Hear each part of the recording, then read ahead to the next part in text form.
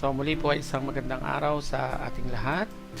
Tingnan po natin ngayon kung paano ginagawa ang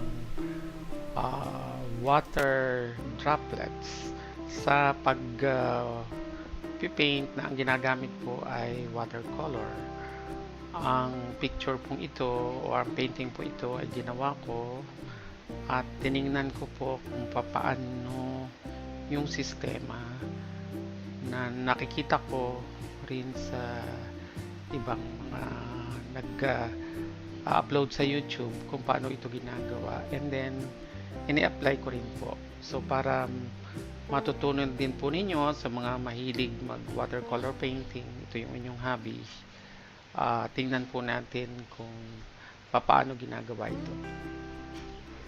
So una, okay, makikita po ninyo yung ating babasain po ninyo yung inyong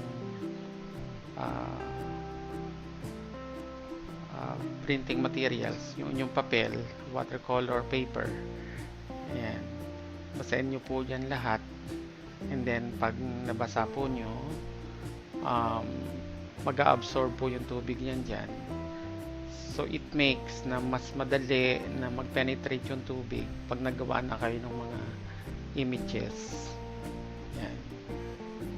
So pagkatapos po na basa ninyo, ang susunod po niyan, hintay lang kayo ng konting oras, patuyuin nyo ng konti. Yan po yung technique sa watercolor painting.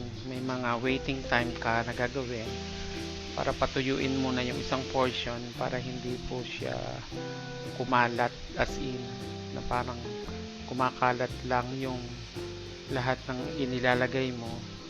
Although may technique na ganon, lalo kung ang ginagawa mo ay yung parang snowy, yan, hayaan mo lang din na pinakakalat, o ginagawa mo yung waterloose painting, okay lang po yan.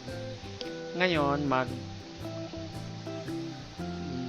drawing ka ng circular, something round, para doon sa mga droplets. So depende sa iyo kung gaano kadami ang iyong ilalagay dyan.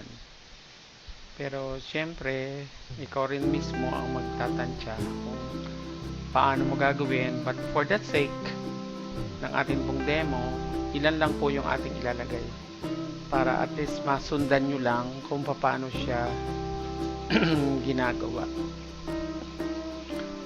Okay, pagkatapos yung malagyan ng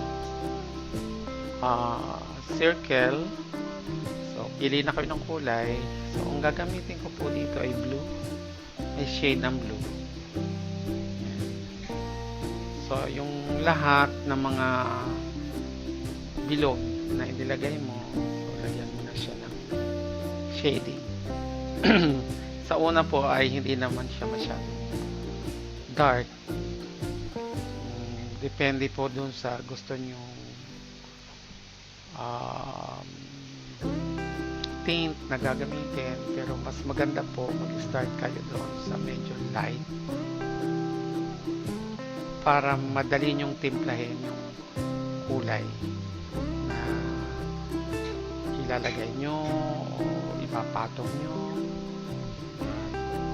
So ganun lang po yan.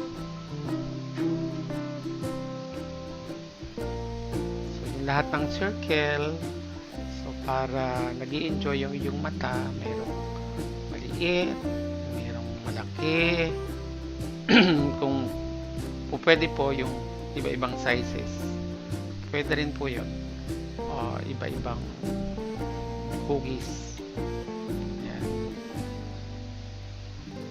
Okay, so pagkatapos po niyan, yung upper portion, lagyan mo ng mas makapal na kulay. Kung ano yung ginawa nyo doon sa unang circle nyo, kasi naghahantay kayo na matuyo, diba? Yung portion na inilagay. So, ganun din yung gagawin nyo doon sa mga susunod. Yan. upper portion, medyo kapalan nyo ng kulay.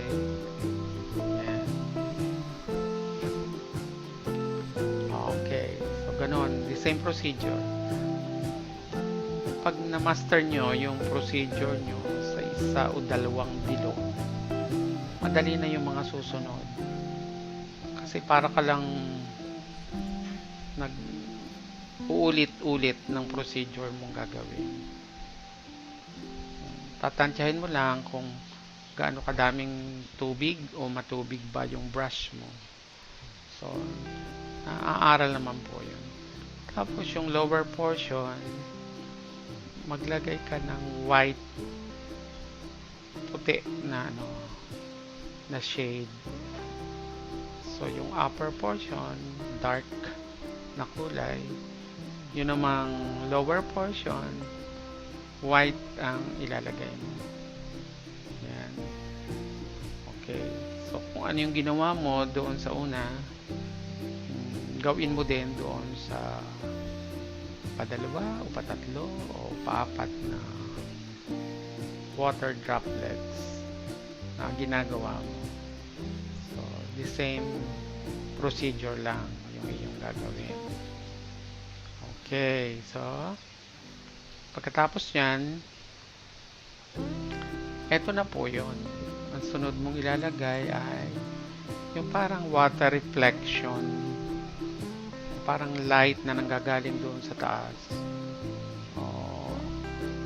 Watercolor din po yan na kulay puti lang ilalagay. So meron na siyang parang water reflection. Tapos doon sa pinaka base naman nung droplet, lagyan mo ng dark na parang shadow niya. So doon sa ilalim, yan, dyan po, yan. Lalagyan mo siya na parang dark na shadow, na parang yung droplets ay meron siyang anino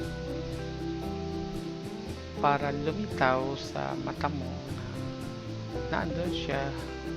Yan. Okay. So, mula kanina doon sa unang step hanggang dito sa pinaka last step na to, ganon din lang ang iyong gagawin. Wala namang ibang sistema. Pare-pareho lang siya. At dahil sa pare-pareho yung sistema na ginagawa mo, madali mo na siyang ma-master pagka paulit-ulit mo na ginagawa.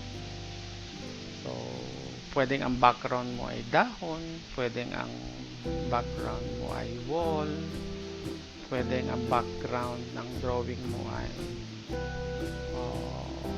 kahit anong object. Yun.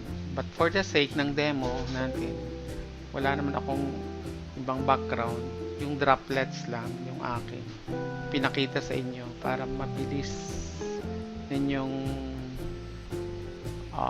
maunawaan kung paano siya ginagawa. Yan. Okay. So, sige po. So, sana po nasiyahan kayo dito sa ating video. Yan. How to draw water droplets in watercolor. Okay. So, yan na po ang ating nagawa. Salamat po. Share, subscribe, and click po tayo. Yan. I-likes nyo po ang video na ito.